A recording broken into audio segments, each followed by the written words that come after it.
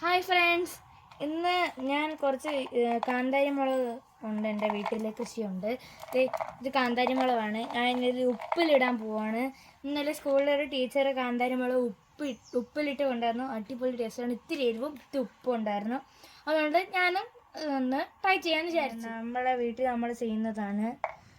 എല്ലാ ദിവസവും ഞാൻ എടുക്കാറുണ്ട്.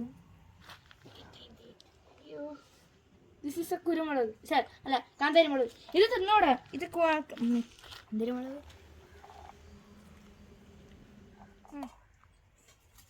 അപ്പോൾ നമ്മൾ ഇത്രയും കുരുമുളക് എടുത്തിട്ട് അല്ല കാന്താരി മുളക് എടുത്തിട്ടുണ്ട്. ഇനി നമുക്ക് ഉപ്പിടാം. ഹായ് ഫ്രണ്ട്സ്, അല്ല ഫ്രണ്ട്സ്, എൻ്റെ മുഖത്ത് എന്തെങ്കിലും പ്രത്യേകത ഉണ്ട്? ഞാൻ പുതിയ കമ്മൽ വാങ്ങിച്ചു കേട്ടോ. പുതിയതല്ല, ഒരു കമ്മൽ. എനിക്കിത് ഇഷ്ടപ്പെട്ടു, ഭയങ്കരമായിട്ട് ഇഷ്ടപ്പെട്ടു ഫ്രണ്ട്സ്.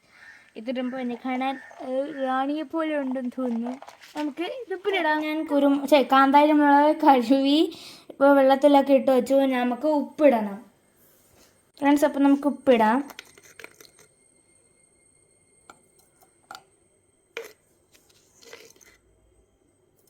അപ്പോൾ അടച്ചു വയ്ക്കാം ഫ്രണ്ട്സ്. നമുക്കിത് നാളെ എടുക്കാം ഫ്രണ്ട്സ്. അപ്പോൾ നമ്മൾ കാന്താരി മുളക് ഇത് റെഡി ആയിട്ടുണ്ട്. കാന്താരി മുളക് ഉപ്പിലിട്ടത്. അപ്പോൾ ഇത് ചോറിൻ്റെ കൂടെയൊക്കെ കഴിക്കാൻ നല്ല ടേസ്റ്റാണ്.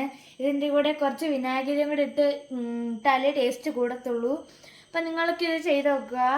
ഈ കുരുമുളക് കാന്താരി മുളക്. ഞാൻ എപ്പോഴും കുരുമുളക് എന്ന് പറഞ്ഞത് ഫ്രണ്ട്സ്.